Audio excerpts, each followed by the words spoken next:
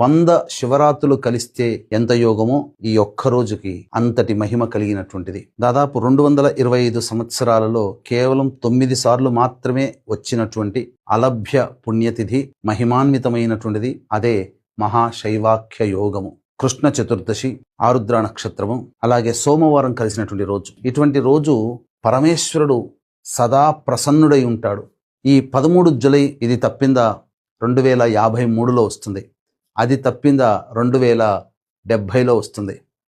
కాబట్టి వీక్షించేటువంటి ప్రేక్షకులు శివానుగ్రహం కోసం ఈ రోజున దగ్గరలోని శివాలయంలో అభిషేకము, అర్చన, వీలైతే అన్నాభిషేకము జరిపించండి.